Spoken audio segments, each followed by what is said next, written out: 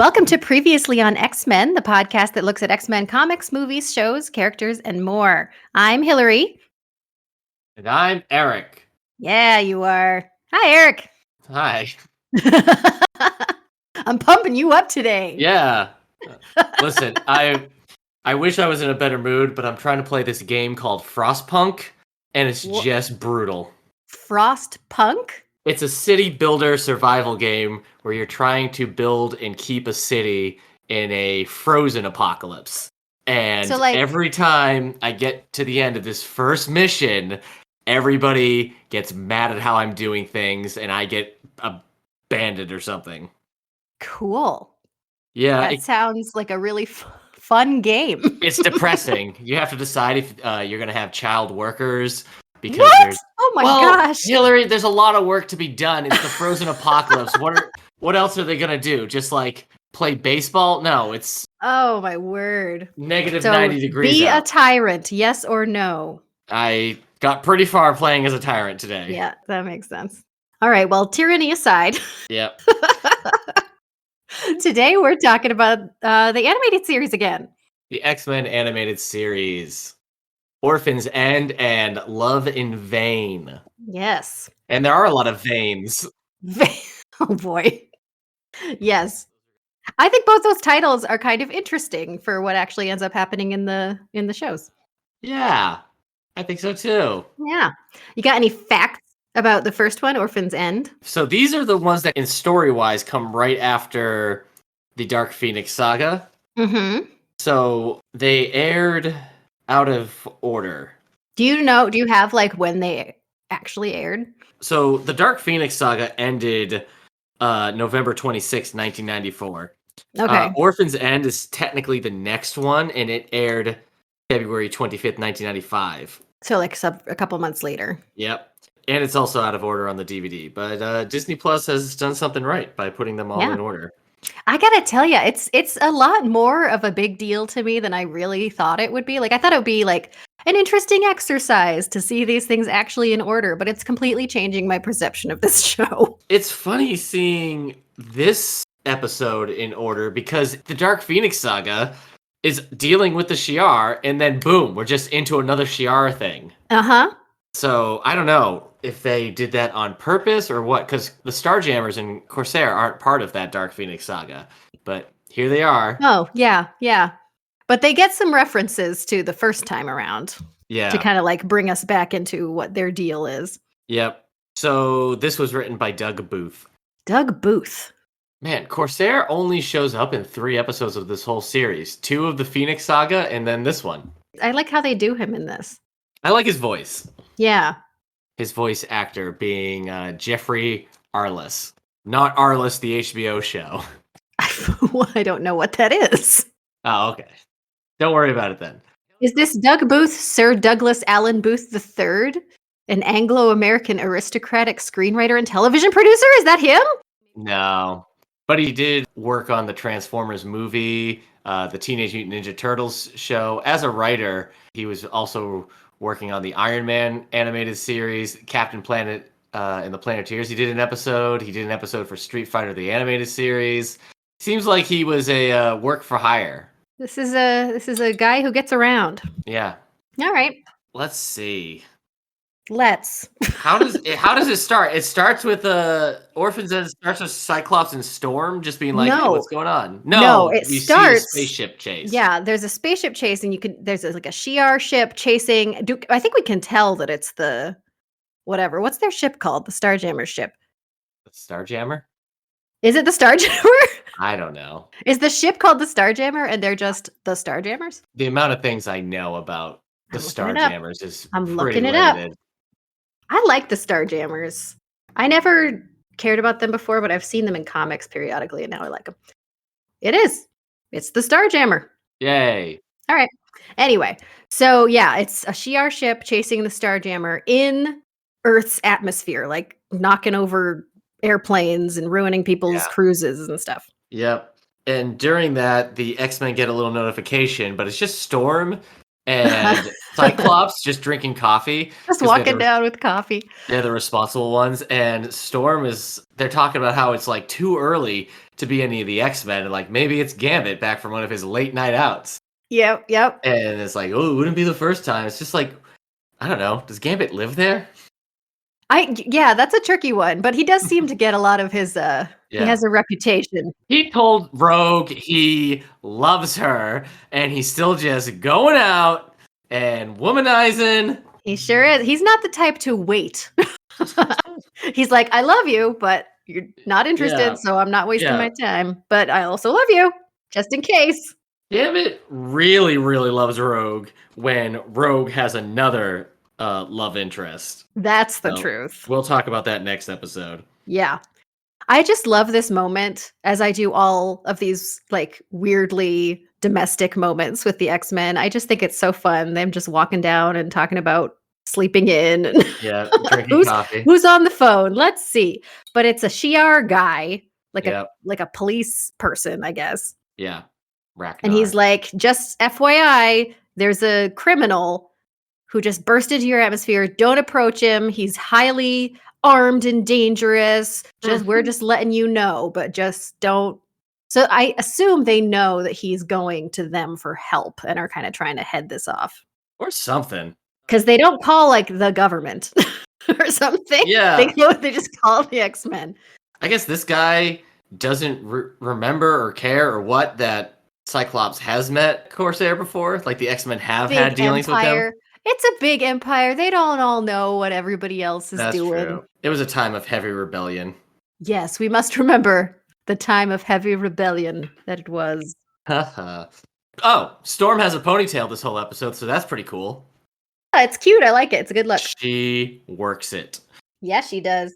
But Corsair, we jump to Corsair's perspective and see that he is actually going straight, like he's intending to go to the X-Men. He's like, I need their help. Hits the mansion, instead he hits the lake. Storm and Cyclops rescue him, even though the Shi'ar guy's like, don't rescue them. They're ours. They're like, there won't be anybody to rescue if we don't do it now. Yeah, it's an emergency. They got to get in there. So they work together. And then they realize it's Corsair. And Corsair is like, hey, give me my dog tags. I need those. They're all I have of my family. And Scott's like, oh, sure. And in the process, he opens them up and sees a picture of himself, his brother, and his mother. Yep. And he's like, how did you get these? He puts those pieces together fast. Yeah. And Cyclops is real quick to be like, you can't be my father. Ah! No, that's not true.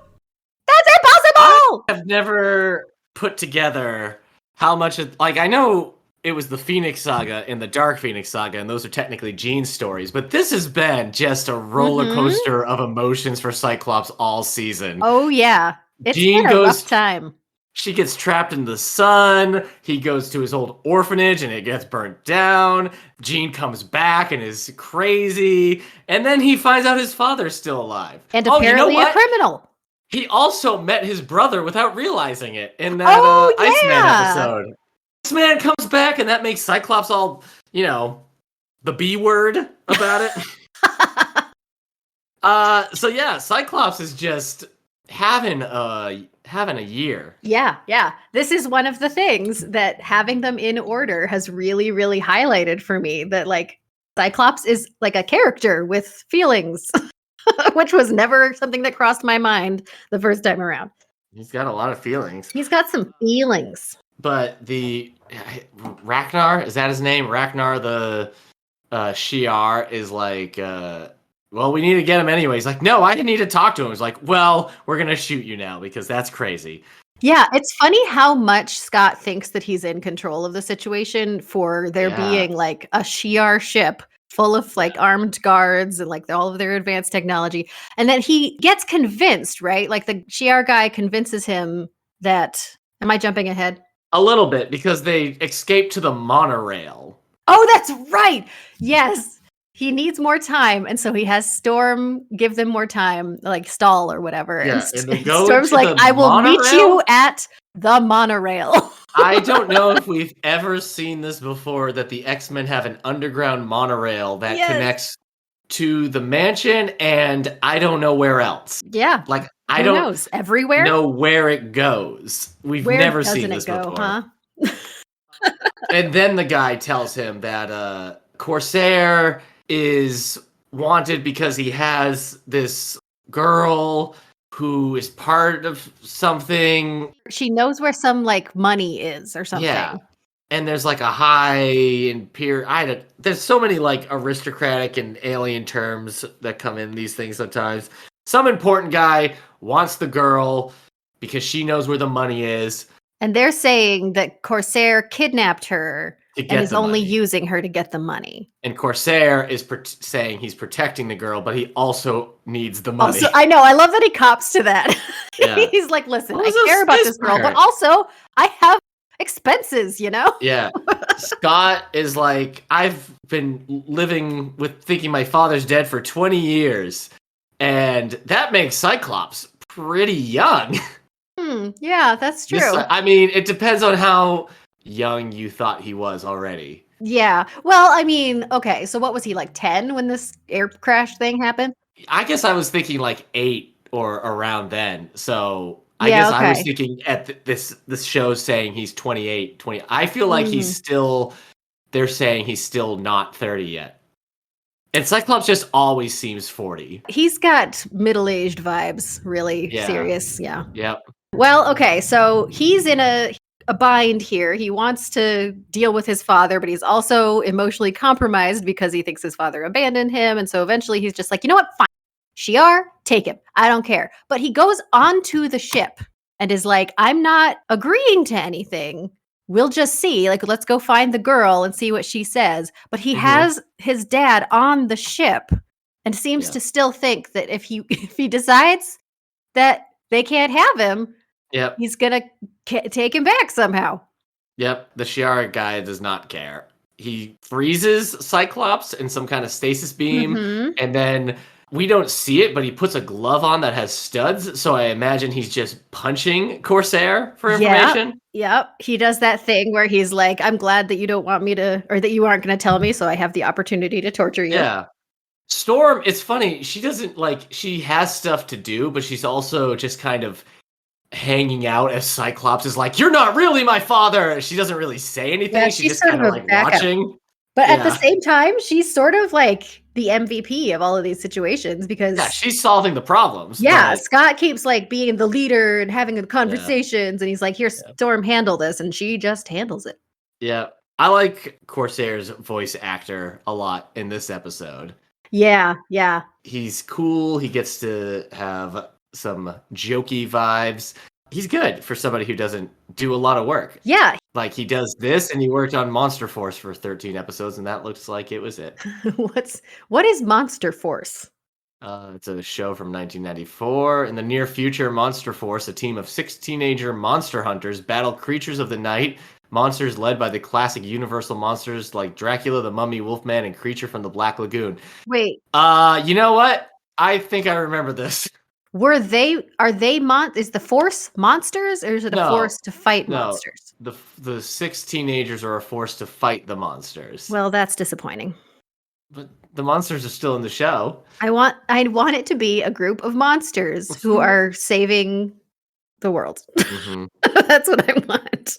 Anyway, the pilot, the Deanna Troi character of this VR ship. Maybe she's the Geordie. I don't know. What do you think she is? She has the helm at a point. She sort of seems like she does take the helm. You think she's second in command? She seems like she must be because she's sort of like the person who he tells to do things. You know, like his right hand kind of person. Well, she breaks out Cyclops, and because I guess she cares about something. It's never entirely sure why. What Corsair says is that these are bad cops. Like they're like employed as cops. That's why I wrote that I liked his voice actor because it was just his delivery of that kind of explanation. Yeah. Oh yeah. It wasn't like pedantic or anything. Yeah. But yeah, like she apparently this other Shi'ar person apparently is the one who told Corsair that the guy that like her captain was going after this girl who they keep calling the Witness. The Witness. somebody's name. It reminded me of Jahara or Jan, Jahara. Yeah, Jaina. I didn't write it down, and it's already gone from my head. Yeah, this is one of those episodes that I think has a lot of complex story to it that they don't actually get into. They just sort of like whip it out and bring it back in, and then they're done. But Cyclops is like, we need to rescue him and all this stuff. It's just like Cyclops is just all over the place in this episode because one minute he's like, you're not my father. And the next one he's like, we have no time. Then he's like, I hope they arrest you and put you in just the jail forever. And then he's like, he's my dad. It's just like, geez Louise. Yeah. I mean, I know this is a big emotional moment for you, but like, try to take the reins a little bit here, it's man. It's a big shock for him. I mean, he thought his entire family was dead. I do like at the beginning when he first finds out about Corsair being his father, when he like lists off all of his traumas. He's like, "Oh, did I just imagine growing up in an orphanage?" Yeah, an orphanage where nobody wanted me. And then I wonder, like, the show, I don't know, it's just him and Alex get split up too, and he never, like, this Cyclops never goes looking for him. Well, did he think he was dead? No, they both were in the orphanage, I thought. Oh, maybe. I don't know. Who knows? They got split up. He got hit on the head. They stop him because they have a plan where they have a thing that when the Shi'ar ship shoots it shoots it back at the Shi'ar ship. Yeah, there was like... I don't know. The Starjammers were hiding out. Okay, so you think it was like part of their little group? Yeah. And then they stop him. Yeah, because they shoot the thing and it shoots back, and then it's a pretty quick turnaround. Like they're coming after them, they defeat them, and that's just like the end. Like we've solved this problem, and then we're going to fly off with the witness girl and go to trial. I guess there must be a trial somewhere. And Corsair's like, "Well, I'm gone." He's like, "Well, you could stay." And Corsair's like, "What?" And Cyclops is like, well, not forever, which doesn't seem like a crazy thing to say for a while. Yeah. Or like plan to come back. In the comics, Corsair's always like, Cyclops, my boys, if I had known, nothing would have kept me from you. But, now you're grown up, so you don't really, I'm just gonna, I've got space things now. Now I would have like thrown a ball with you when you were growing up, but like now I'm just gonna. Yeah. Then, yes, now, no. You've got your stuff, I've got my stuff. Yep. But Cyclops is like, just stay for a couple hours and we can like talk and stuff. And Corsair's like, yeah, why not? And I like the crew's response because the Shi'ar lady is like, oh geez, better turn off the engine or something. We're gonna be here for a while. And Chad the lizard guy is just like, oh, break out the cards. Yeah. I like that they have cards like this has happened before. Yeah. Like Corsair's just like lollygagging around. The last conversation is them Cyclops and Corsair walking into the mansion. He's like, so you're going to marry that fiery redhead, huh? And Cyclops is like, she's calmed down a bit since you last saw her. Yeah. Which I guess is true. Yeah. Then stopped being calm again. And then calmed down. And now she's calming down. Yeah. And then he says, she reminds me of your mother. And he's like, oh, how? He's like, maybe I'll tell you after you're married. And then the sun sets. Women be crazy. Orphan's End. Yeah. Because Cyclops is no longer He's not an orphan anymore. It His sounds like it's going to be sad. Yeah. But it's nice because he's not an orphan anymore. But he might as well be because his dad is going away again. Into space, yeah. Yeah. I don't know. It's another Cyclops specific episode. I feel like we've only had... How many have we had? This and... the orphanage one? The orphanage one, yeah. And just a lot with like him dealing with Jean nonsense. Yeah. Always that. It's not bad. I remember kind of liking this more, but I think I like it more in the comics than I do necessarily here. The whole like Shi'ar plot just like loses my attention. Yeah, I thought of you as I was watching it. I was like, oh boy, another Shi'ar episode. Yeah, I'd rather focus on the whole, like, my dad is a space pirate, Corsair, all this stuff. Yeah, it's too bad that they felt like they had to embed that within a broader storyline, because it really could. I mean, he's a space pirate. You can deal with that pretty interestingly. Yeah, I also never get excited when I see the Shi'ar, but, like, it's not a bad episode. It's tight, Yeah. But it's very quick. I mean, like, we just went through the entire plot in like 2 minutes. Yeah, it's not as plot heavy as you think Cyclops meeting his dad for the first time might be. Yeah. Yeah. Is that cat lady the one that Corsair is in love with? Elzbar. Yeah, yes. I guess I don't know her name. Yeah.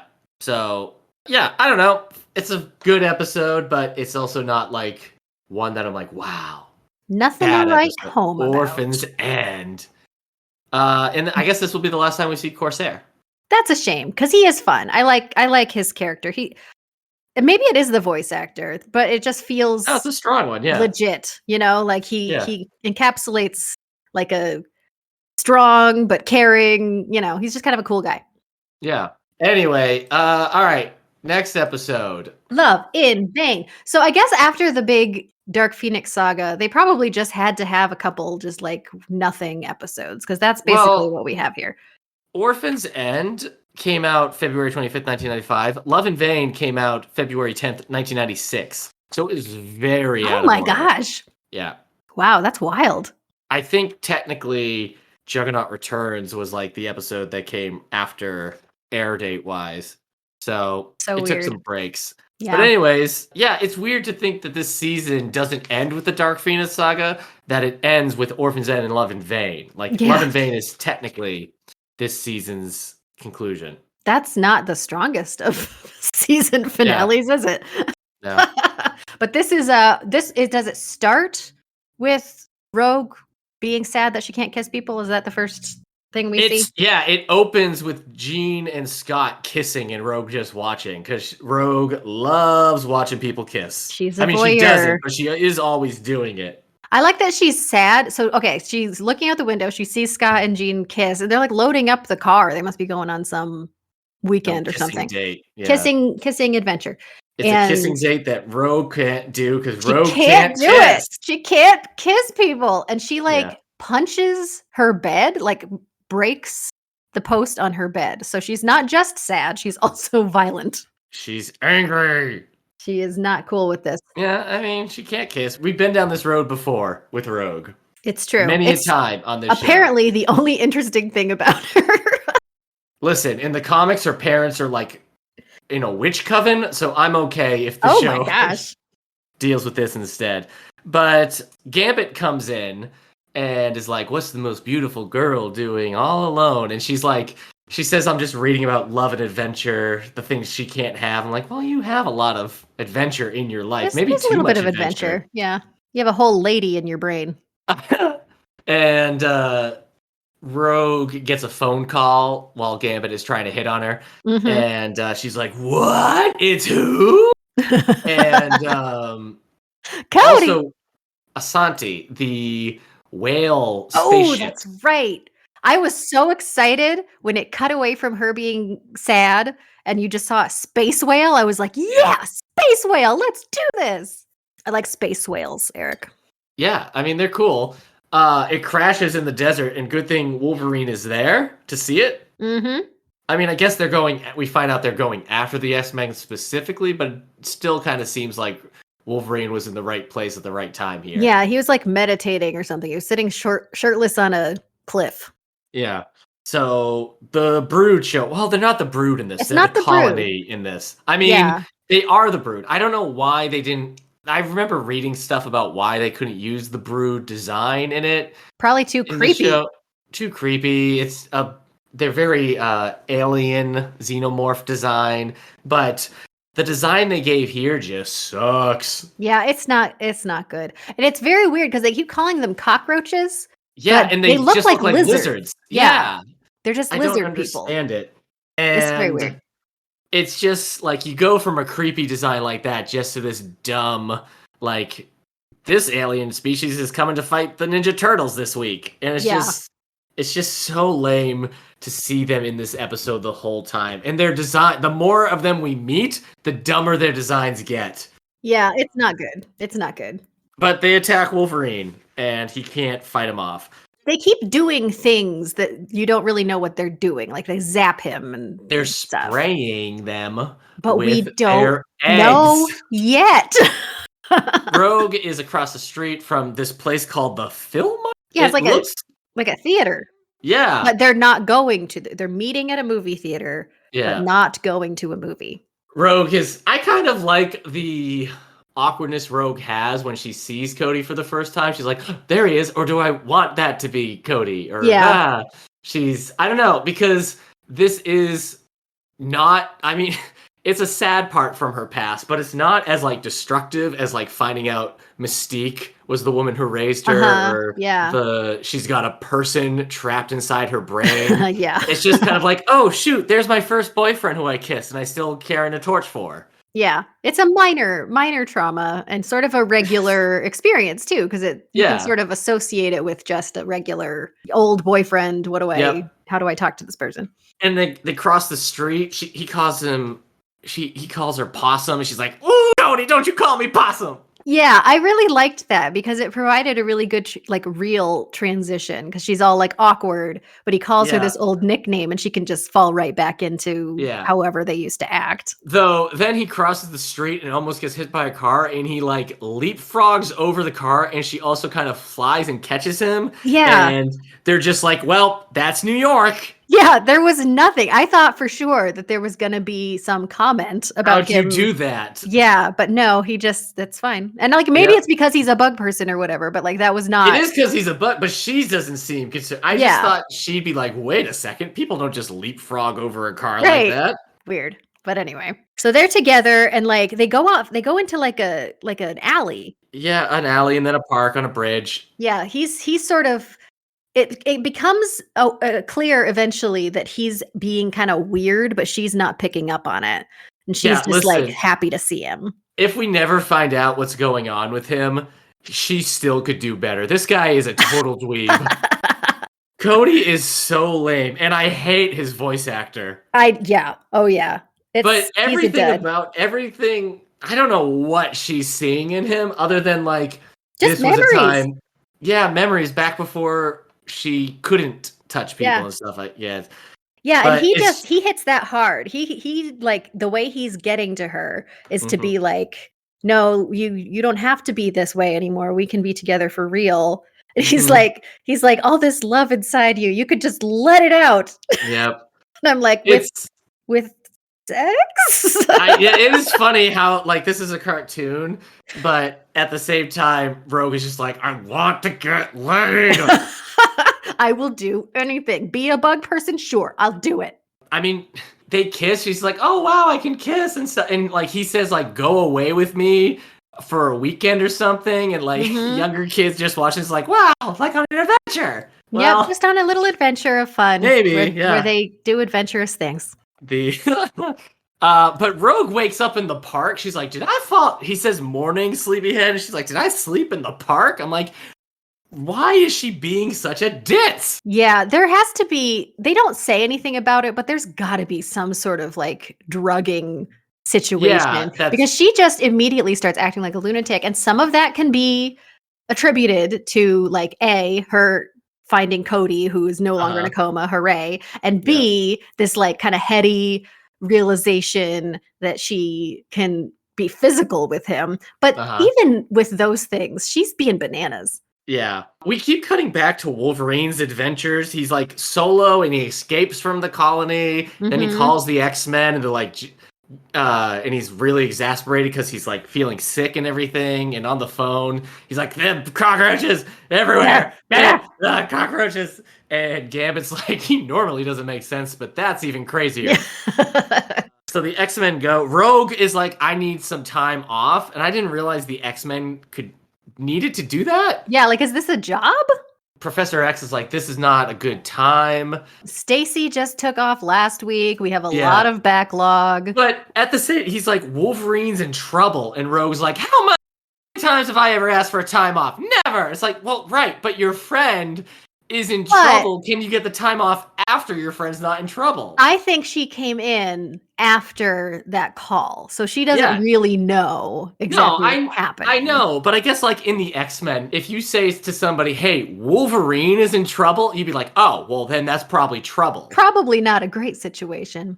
Yeah, so when she leaves, they comment on it being out of character. Cody is just sitting in the lobby, I guess, in the mansion. Yeah. And Gambit's like, where's she been all night? And who's that? And why'd she bring her hair? And, you know, I was out dating other girls a couple episodes ago, but I don't like this. Yep. Gambit is a jealous guy. He needs to be put in his place every now and then. The X-Men show up and they get captured, and Wolverine runs away because he's turning into a lizard person. But then his healing ability gets rid of the lizard design. I like how he like talks to it. Yeah. You know, like he goes off into a cave and he's like, "Are you going to take care of this?" Yeah. And then he heals himself. I like that the healing also protects him from dumb designs. Yes. Because that Wolverine lizard cockroach thing was just It's not my good. gosh. It was Everybody not looks good. so stupid in this. It is so funny too because he runs off like such a crazy person because like all the X-Men are together and then he starts like they're surrounded, right, by the alien guys, and he starts to transform and he just like tears off into the desert. He's like, "Don't look at me." You know what I hate about these guys' design is that in the Japanese intro, in the Japanese credits, they have the Brood there and they look great. And here we just like blah. Yeah. Because then we meet Cody's dumb Brood thing and he's still got his southern accent. It's just so stupid. And then the Brood, the queen, the colony queen, the Brood queen, whatever you want to call her. What a stupid look. Oh my gosh, yeah. Yeah. She looks like she reminds me of Zaladane from the Savage Land episode, except even dumber because she's this like lizard thing. Yeah, weird lizard, but she also sort of has like the big eye thing that might be like a grasshopper or something like that. Yeah, and here's where it really gets to be a problem, I think, that they're not the Brood because they like the Queen explains in detail at this point to Rogue why she has been kidnapped. And it's a similar thing where like they don't reproduce, they just transform other species into more of them. But like for the Brood, it's just like because we suck. Yeah. But with these guys, she's being all like reasonable about it. And she's like, it's fine. You're just going to be an alien. They're going to take you away from everything you know. You're going to love it. It's going to be fine. So just like taking away that brutality kind of brutality. You're welcome. Thank you so much. That's why you get an Eric on your podcast. That's why. But I guess what's happening, because like I didn't notice, but it seems like it's only men being transformed, except they have Rogue, and apparently they're planning on Rogue being the new queen. Because the current queen is like, once I step down or whatever, let them eat me maybe. Then you're going to be the new queen and you will lead us into a new future. Cody says something about how he's like sorry he tricked her and everything, and Rogue says I'm the one that should be sorry, and I get kind of mad. She explains like it's just more of my craziness that's ruining your life, but at the same time it's like this isn't your fault. Why would you be sorry that aliens abducted Cody? It's just me. I contaminate everything. He has some self-esteem issues. Wolverine shows up. He gives Rogue his healing ability, and that fixes her. And then Wolverine and Rogue rescue the X-Men. Though Rogue has bare hands, and she's just picking up Beast. Anyway. Question. Does the fur transmit? It should. Like, oh, right. I think does that count as clothes? I see what you're saying. No, I'm saying she should be turning into Beast. I know, but like maybe not. Like maybe because she's not touching his skin. But hair is skin. Hair is not skin, Eric. It's dead skin. Okay, well maybe it has to be live skin. Oh my gosh. Storm wakes up enough to be like, Professor, help us.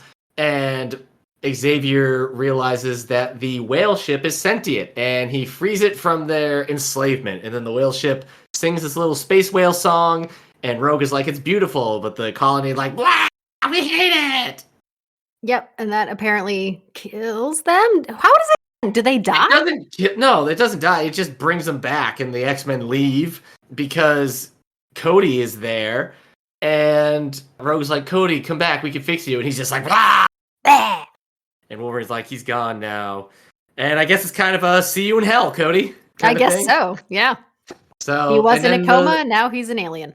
the whale ship flies off, and I don't know if like we should assume that the whale song kills the colony or just makes them really bug-like. But the Maybe it X-Men just makes them don't. unhappy. Maybe they just continue to live on the whale ship, but they're Yeah, like, "Oh, I hate this." yeah, this sucks.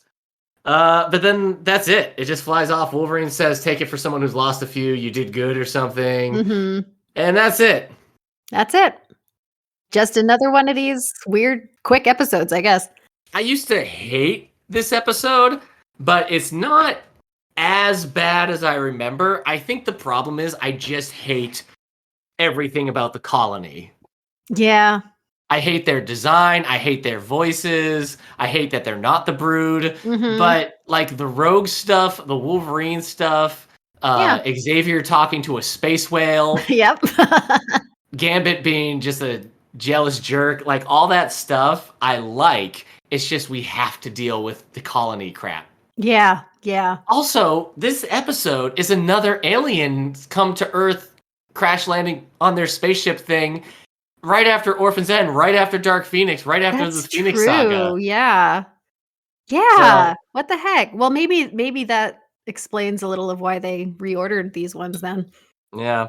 So I don't know, like cartoons having like finales and big season ending arcs and stuff. That wasn't really a thing for a while. Mhm. So I'm not surprised that the X-Men don't have one for this season, but it is weird that these two episodes technically end season 3, Yeah. especially because neither one of them is spectacular.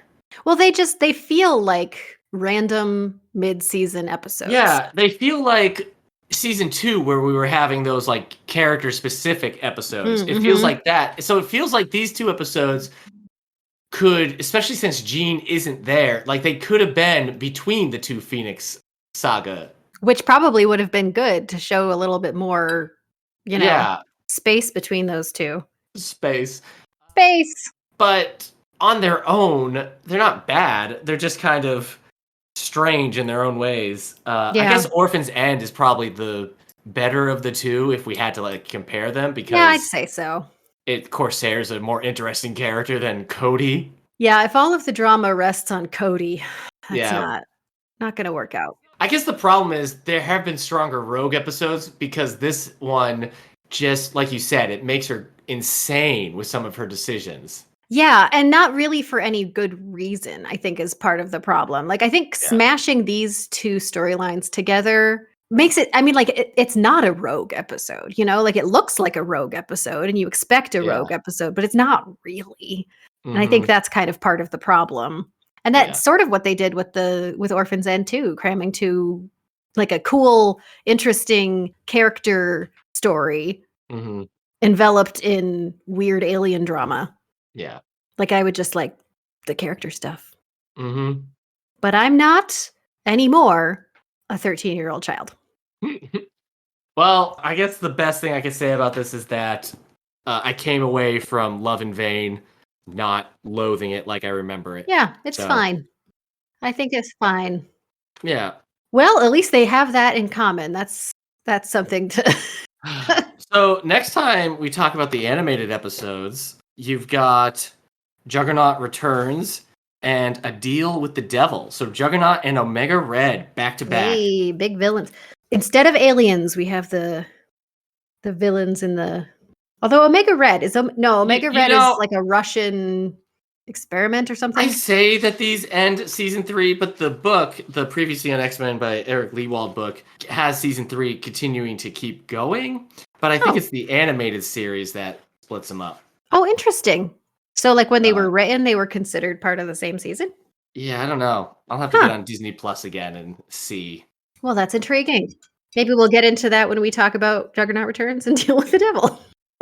I've been reading the Grant Morrison thing that you were reading recently. Hey. New X-Men? New X-Men, Grant Morrison, E is for Extinction, and all that. Yeah, I'm a little disappointed because I was expecting it to be weirder than it is. Not that I wanted it to be weirder, but I was really expecting like crazy weird, and it's pretty not weird at all. But I'm enjoying it. It's one of the most coherent Grant Morrison things you could read. Yeah, it seems like it's pretty tight. I just reread that whole run, and it was great. The only thing Yeah. that makes me sad is how quickly Marvel retconned it as soon as it was over. Oh, did they? I thought A lot of maybe it stuff. was. How long ago was that? Was that a while back? Ended in 2003, 2004. Oh, okay. The way it ends, I sort of wondered if this was how we got into like the stuff that's happening right now in Krakoa and all that stuff, because there were things with like Xavier and like the way things were shaking out with mutants in the world and stuff. Now writers seem to be more interested in going back to some of the stuff Grant Morrison did, probably because they were younger. Like it was 20 years ago. So 20 years ago they were reading Grant Morrison's run, and now they're writing Mhm. X-Men. Yeah. But Grant Morrison's X-Men, Marvel basically did the No More Mutants because of Morrison's X-Men. Because like the Yeah. X-Men are really unsustainable in a shared superhero universe if there's a lot of them and they're cool. Yeah, that's So, yep. but anyway, That is true. Anyway, just thought you'd like to know that because I do. I have heard you're a fan. Yep. That's, I think, my first Grant Morrison that I've ever read. Whoa. Whoa! All right, well, thank you to Prophetic Music for our theme song. Previously on X-Men is brought to you by the Radio Meanwhile Network. Other shows on the network include 90s Music Got Me Like, This Sindorian Life, and 9021 Here We Go. Follow us on Facebook and Twitter at Previously on X. Please rate, subscribe, or share the show wherever you get your podcasts. Bye! Bye.